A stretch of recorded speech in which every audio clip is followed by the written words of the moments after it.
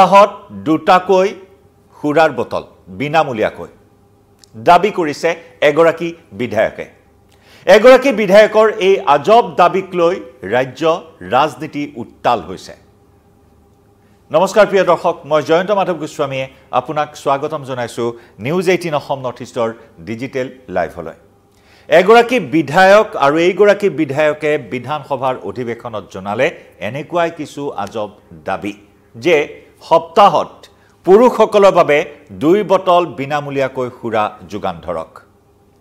প্ৰতি সপ্তাহত প্ৰতিজন পুৰুষৰ বাবে 2 বটলকৈ বিনামূলীয়া সুৰা যোগান ধৰক। কাৰণ তেওঁ দৰ্শাইছে কেইবাটাও, আৰু এই কাৰণসমূহ কি এই মুহূৰ্তত মই আপোনালোকক জনাম।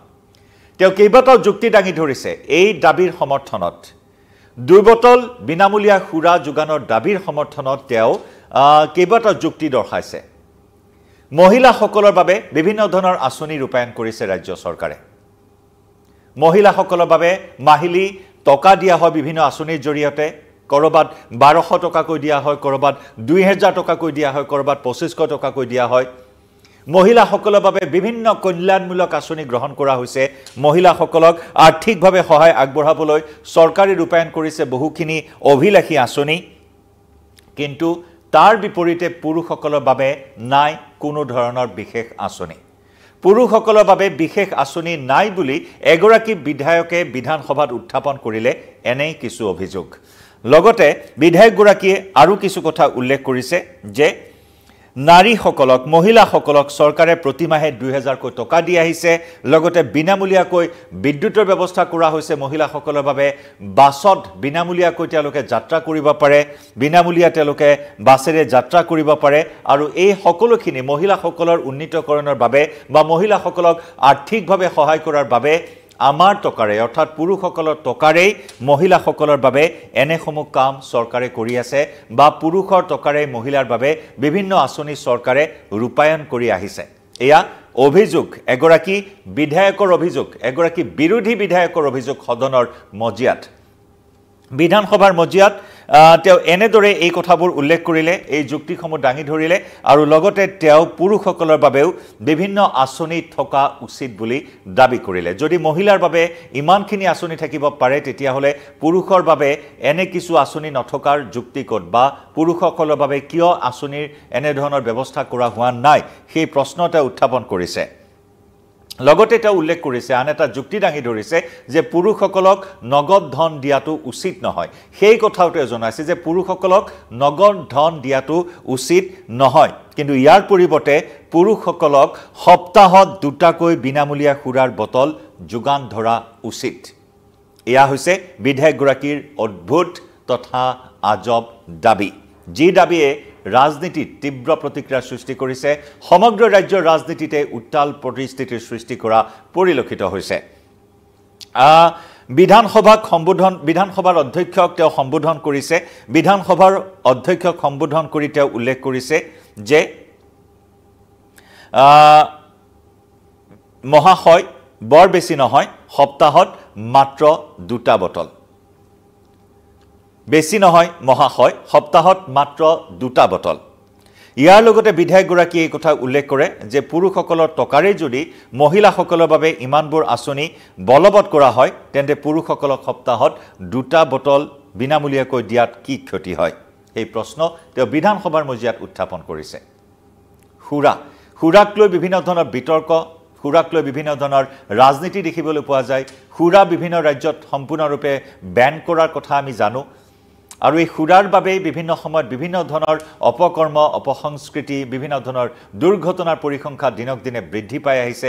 গতিকে সেই সুৰাৰ দাগীত মাতাল লোকসকলক নাকি লগোৱাৰ বাবে বিভিন্ন ধৰণৰ আইনী ব্যৱস্থা গ্ৰহণ কৰা হৈছে, জৰিমনা ব্যৱস্থা গ্ৰহণ কৰা হৈছে। কিন্তু তেনেস্থলত এগৰাকী বিধায়কৰ বিধানসভাৰ মজিয়াত সুৰা বিনামূলীয়াকৈ দিয়াৰ দাবীৰ যুক্তি ক'ত, তাকে লৈ তীব্ৰ প্ৰতিক্ৰিয়াৰ সৃষ্টি হৈছে। এই বিষয়টোক লৈ ছ'চিয়েল মিডিয়াতো নেটিজেনসকলৰ মাজত তীব্ৰ প্ৰতিক্ৰিয়া অব্যাহত আছে। বিধায়কগৰাকীয়ে নিজৰ ভাষণত অতি বিনয়ৰ সুৰেৰে কৈছে যে মাননীয় অধ্যক্ষ মহোদয়, মোক ভুল নুবুজিব। এয়া তেওঁৰ ভাষণৰ আৰম্ভণি।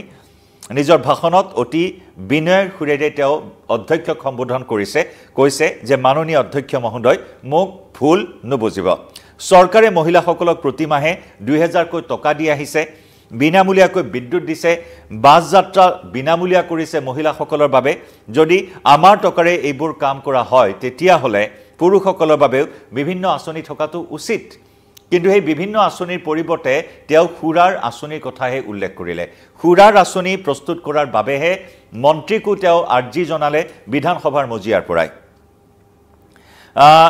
বিধায়কগৰাকীয়ে মন্ত্ৰী কংগ্ৰেছৰ মন্ত্ৰী কে জৰ্জক তেওঁ অনুৰোধ জনাইছে যে অতি শীঘ্ৰেই এনেকুৱা এখন আঁচনি মুকলি কৰক আৰু এই ক্ষেত্ৰত গুৰুত্ব প্ৰদান কৰিবলৈ মন্ত্ৰীগৰাকীকো অনুৰোধ জনালে বিধানসভাৰ অধ্যক্ষক সম্বোধন কৰি মন্ত্ৰী কে জৰ্জকো অনুৰোধ জনালে এইগৰাকী বিধায়কে এইগৰাকী বিধায়কগৰাকী হৈছে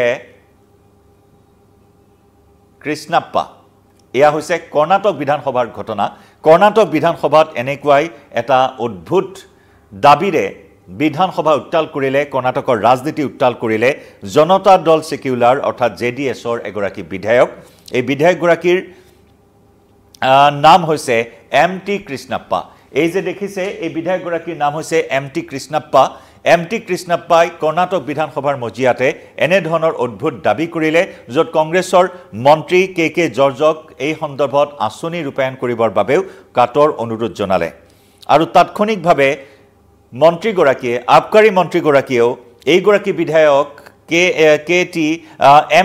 এমটি কৃষ্ণাপ্পাৰ এই যি দাবী এই দাবীৰ তাৎক্ষণিক প্ৰতিক্ৰিয়া প্ৰকাশ কৰি ক'লে যে আপোনালোকে বিধানসভাত সংখ্যাগৰিষ্ঠতা আনি দিয়ক আপোনালোকে চৰকাৰ গঠন কৰক আৰু আপোনালোকে নিজেই এই আঁচনি আৰম্ভ কৰক জেডিএছ জনতা দল সেকুলাৰৰ বিধায়ক এমটি কৃষ্ণাপ্পাক তেনেদৰে উভতি ধৰি মন্ত্ৰীগৰাকীয়ে কটাক্ষ কৰা পৰিলক্ষিত হ'ল বিধানসভাৰ মজিয়াত এমটি কৃষ্ণাপ্পাৰ সেই যি আঁচনিৰ দাবী বিনামূলীয়া 2 বটল খুৰা যোগানৰ যি দাবী আছিল পুৰুষসকলক সপ্তাহত 2 বটল বিনামূলীয়া খুৰা যোগানৰ দাবী তাৰে প্ৰত্যুত্তৰত মন্ত্ৰীগৰাকীয়ে ক'লে যে আপোনালোকে বিধানসভাত সংখ্যাগৰিষ্ঠতা আনি দেখুৱাওক চৰকাৰ গঠন কৰক আৰু নিজেই এই আঁচনিখন আৰম্ভ কৰক বুলি কটাক্ষ কৰিলে মন্ত্ৰী কে জৰ্জে আৰু মন্ত্ৰীগৰাকীয়ে লগতে এই কথা উল্লেখ কৰিছে যে কৰ্ণাটকত বৰ্তমান খুৰাপাই লোকৰ সংখ্যা হ্ৰাস কৰাৰ চিন্তা চৰ্চাহে কৰি থকা হৈছে গতিকে যদি চৰকাৰে বিনামূলীয়াকৈ খুৰা যোগান ধৰিবলৈ আৰম্ভ কৰে তেতিয়া হলে ভাবক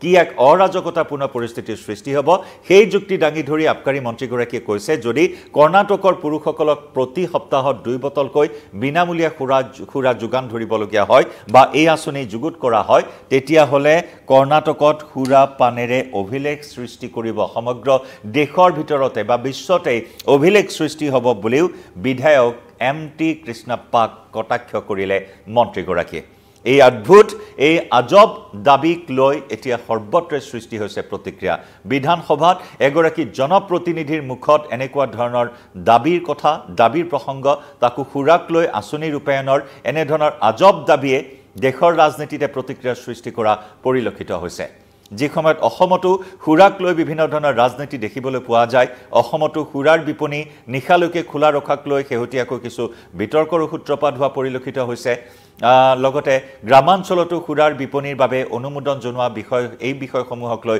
যথেষ্ট প্ৰতিক্ৰিয়া দেখিবলৈ পোৱা যায় খুৰাৰ জৰিয়তে বহুখিনি ৰাজহ আহে খুৰাৰ দাম বৃদ্ধিক লৈ বিভিন্ন সময়ত অসমতো কিছু বিতৰ্ক দেখিবলৈ পোৱা হৈছে কিন্তু এইবাৰ এনেকুৱা বিতৰ্ক এইবাৰ কৰ্ণাটকৰ ৰাজনীতি দেখিবলৈ পোৱা হৈছে য'ত এগৰাকী বিধায়কৰ আজব দাবী যে পুৰুষৰ বাবে আঁচনি ৰূপায়ণ কৰিব লাগে তাকো পুৰুষক সপ্তাহত 2 বটল বিনামূলীয়া খুৰা যোগানৰ আঁচনি কিভাৱে জনাওক আপোনাৰ প্ৰতিক্ৰিয়া লাইভৰ পৰা বিদায় লৈছো ধন্যবাদ